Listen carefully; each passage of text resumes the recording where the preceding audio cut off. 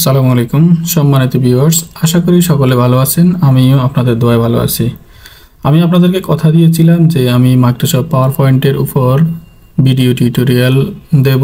তারই আলোকে আজকে আমি মাইক্রোসফট পাওয়ার পয়েন্টের দুটি ট্রিক অ্যান্ড টিপস নিয়ে আলোচনা করব।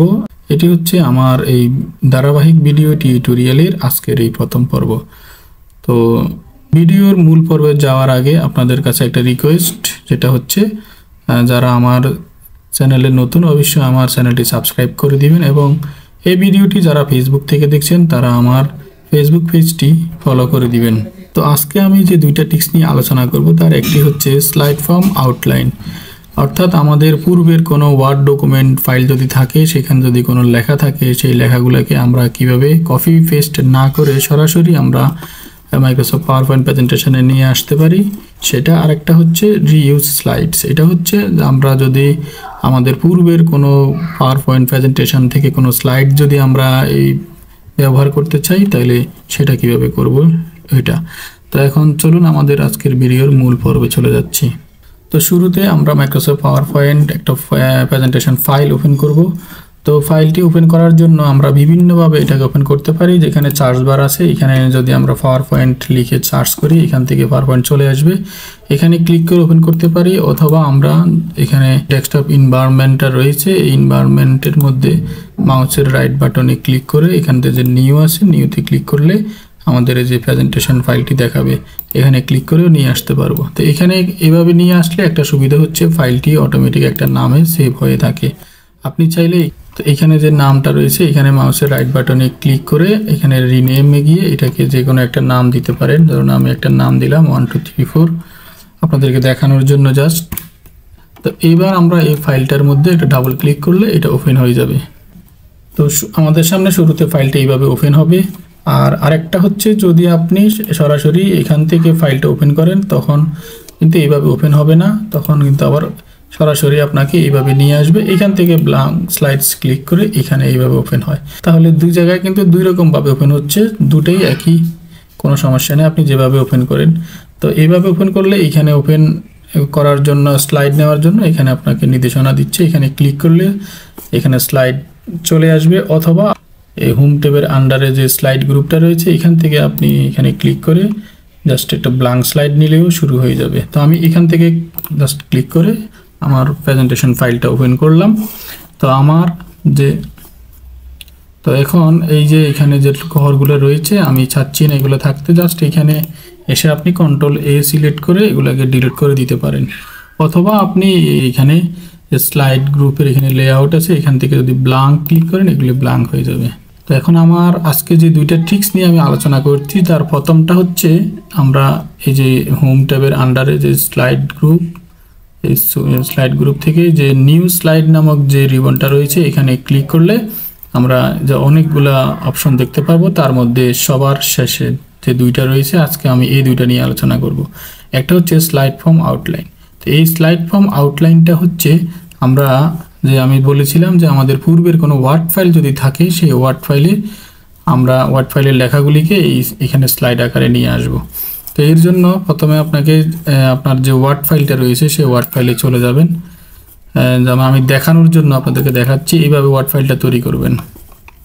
ধরুন আমি এখানে ওয়ার্ডে অনেকগুলি আমি লেখা লিখে রাখছি, এখানে আমার টোটাল 4টা প্যারাগ্রাফ রয়েছে। এই যে দেখুন 1 2 3 4, এখানে 4টা প্যারাগ্রাফ রয়েছে।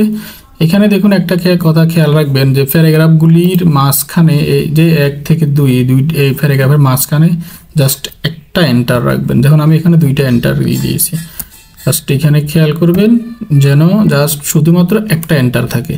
একটা এন্টার থাকলে তাহলে আপনার একটা করে স্লাইড কাউন্ট হবে। যদি এখানে 2টা করে এন্টার থাকে তাহলে কিন্তু আপনার একটা ব্ল্যাঙ্ক স্লাইড চলে আসবে। তো আমি প্র্যাকটিক্যালি দেখাই তাহলে বিষয়টা বুঝবেন। তো আমি এখানে কিন্তু একটা করে এন্টার রাখছি, আর এখানে ধরুন আমি 2টা এন্টার দিলাম। এই ক্ষেত্রে কি হচ্ছে আপনাদেরকে আমি একটু দেখাই। তাহলে এই ফাইলটা জাস্ট এখান থেকে সেভ করে এখান থেকে আমি ফাইলটা ক্লোজ করে দিলাম। এটা অবশ্যই ক্লোজ করে রাখতে হবে, না হলে কিন্তু আপনার আমার পাওয়ার পয়েন্টে গিয়ে তো কাজ করবে না। তো আমি পাওয়ার পয়েন্টে চলে আসলাম, এখানে জাস্ট নিউ স্লাইডে ক্লিক করে স্লাইড ফ্রম আউটলাইন এখানে একটা ক্লিক করব, করে আমার ফাইলটা যে লোকেশানে রয়েছে, আমার এটা ডেস্কটপে আছে, এই যে টেস্ট নামে ওয়ার্ড ফাইলটা, এইটাতে জাস্ট আমি সিলেক্ট করে ইনসার্ট করব। এখন দেখুন কিছুক্ষণ অপেক্ষা করতে হবে। এখানে অপেক্ষা করার পর দেখুন আমার এই যে এখানে যে কয়টা প্যারাগ্রাফ ছিল সেই কয়টা প্যারাগ্রাফ অনুযায়ী এখানে স্লাইডের মধ্যে লেখাগুলি চলে আসছে। ফার্স্ট স্লাইডটা আমার ব্ল্যাঙ্ক ছিল, এই জন্য এভাবে আসছে। তো আমি ফার্স্ট স্লাইডটা এখান থেকে ডিলিট করে দিলাম। এখন আপনাদেরকে আমি যে বলেছিলাম যে একটা করে এন্টার দেওয়ার জন্য একটা প্যারাগ্রাফের পরে, দেখুন আমার একের পরে একটা এন্টার ছিল, তা দ্বিতীয়টা নিয়ে নিয়েছে। তাহলে দ্বিতীয় প্যারাগ্রাফটার পরে আমি কিন্তু দুইটা এন্টার দিয়েছিলাম, যার কারণে আমার এখানে একটা স্লাইড ব্ল্যাঙ্ক চলে আসছে। তো এই জন্যে আমি বলেছিলাম যে একটা করে যেন এন্টার থাকে। তো আমার এই তো ব্ল্যাঙ্ক স্লাইডটা আমি এখান থেকে ডিলিট করে দিই। এখন দেখুন আমার এই লেখাগুলো কিন্তু আমার স্লাইড এরিয়ার এই যে বাহিরে চলে গেছে। তো এই জন্য আপনি কি করবেন, প্রথমে স্লাইডগুলোকে সিলেক্ট করবেন। প্রথম স্লাইডে রাখা অবস্থায় কন্ট্রোল এ দিয়ে প্রত্যেকটা স্লাইড সিলেক্ট করে এই যে এখানে যে লেআউট আছে, লেআউট থেকে প্রত্যেকটা স্লাইডকে ব্ল্যাঙ্ক করে দিবেন। এখন ব্ল্যাঙ্ক হয়ে গেল। এবার আমি প্রথম স্লাইডে এসে আমার যে লেখাগুলো আছে কাঙ্ক্ষিত লেখাগুলোকে এইভাবে টেনে আমি আমার স্লাইড এরিয়াতে নিয়ে আসলাম। আর এগুলাকে আপনি চাইলে এবার যে কোনো কাস্টমাইজ করতে পারবেন। এখান থেকে আপনি একটা ফন্ট স্টাইল দিয়ে দিতে পারেন, যেমন আমি দিলাম নিকোজ ব্যান। তো আমি এখান থেকে নিকোজ ব্যান দিয়ে দিলাম, তাহলে আমার ফন্টটা এরকম দেখাচ্ছে। আর আমি চাইলে সাইজটা আরও একটু কমিয়ে বাড়িয়ে নিতে পারবো।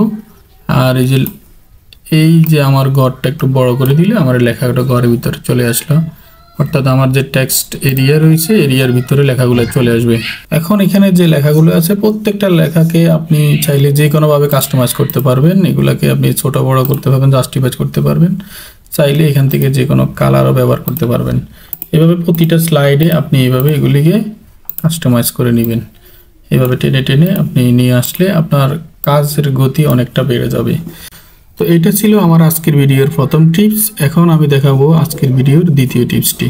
তো দ্বিতীয় টিপসটা হচ্ছে আমরা এই যে হোম ট্যাবের আন্ডার থেকে স্লাইড যে গ্রুপটা রয়েছে এখান থেকে আবার নিউ স্লাইডে যাব। নিউ স্লাইডে গিয়ে দ্বিতীয়টা আমাদের সবার শেষে যেটা রয়েছে রিইউজ স্লাইড, অথবা আপনি এটার পাশে যে লেখাটা রয়েছে এখান থেকেও রিইউজ স্লাইড রয়েছে, একই প্রক্রিয়া এখান থেকেও নিতে পারেন বা এখান থেকেও নিতে পারেন। তো জাস্ট আমি এখানে ক্লিক করলাম, ক্লিক করার সাথে সাথে দেখুন আমার যে ডান পাশে এখানে একটা ফ্যান ওপেন হয়ে গেছে। তো এই ফ্যানটার মধ্যে আপনি এর আগে যেই ফাইলগুলো নিয়ে কাজ করেছেন প্রত্যেকটা ফাইল কিন্তু এখানে আপনাকে সাজেস্ট করবে।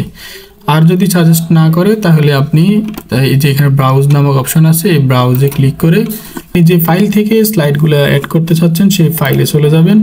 ধরুন আমি আমার এই যে একটা ফাইল আছে এটাতে সিলেক্ট করলাম, এই ফাইল থেকে আমি যে স্লাইডগুলো রয়েছে আমি চাচ্ছি এখান থেকে কিছু স্লাইড আমরা যারা এই power point content digital content নিয়ে কাজ করি আমাদের বেশিরভাগ সময় আমাদের একই স্লাইড বার প্রতিটা কন্টেন্টেই থাকে।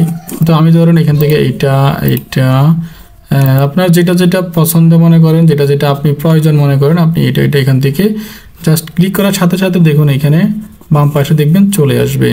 তো ধরুন আমি এখান থেকে কয়েকটা স্লাইড এখান থেকে নিয়ে গেলাম, এটা নিলাম একবারে শেষ থেকে, এটা নিলাম। দেখুন আমি এইভাবে যদি আপনি কাজটা করেন তাহলে আপনার অনেকগুলি কাজের গতি অনেক বেড়ে যাবে। আপনি চাইলে এগুলোকে রিঅ্যারেঞ্জ করে এই যে উপরে নিতে পারবেন, নিচে নিতে পারবেন, বা এটাকে শেষে নিয়ে যেতে পারবেন আপনার ইচ্ছে মতো। আবার যদি মনে করেন যে না আমি অন্য কোনো ফাইল থেকেও দুই একটা স্লাইড নিয়ে আসবো, তাহলে আবার এখানে ব্রাউজে ক্লিক করে আবার অন্য একটা ফাইল সিলেক্ট করে সেই ফাইল থেকেও যদি আপনি মনে করেন যে স্লাইডটা আপনার প্রয়োজন মনে করেন সেই স্লাইডটা এখানে জাস্ট একটা ক্লিক করার সাথে সাথে দেখবেন এখানে এটা অ্যাড হয়ে যাবে। আপনি এটাকে যে কোনো জায়গায় এটাকে রিঅ্যারেঞ্জ করতে পারবেন। তো এই ছিল আমার আজকের ভিডিওর দ্বিতীয় টিপস। তো ভিডিওটি ভালো লাগলে অবশ্যই লাইক করবেন, কমেন্ট করবেন এবং শেয়ার করে অন্যকে দেখার সুযোগ করে দিবেন। আর আবারও রিকোয়েস্ট আমার চ্যানেলটিকে সাবস্ক্রাইব করে দিবেন। আর আমার এই ভিডিওগুলি ধারাবাহিকভাবে চলমান থাকবে। আর আপনাদের যদি কোনো চাহিদা থাকে তো আমাকে কমেন্টে জানাতে পারেন, আমি চেষ্টা করব আপনাদের চাহিদা অনুযায়ী ভিডিও তৈরি করার জন্য। তো এই ছিল আজকের ভিডিও, সবাইকে অসংখ্য ধন্যবাদ।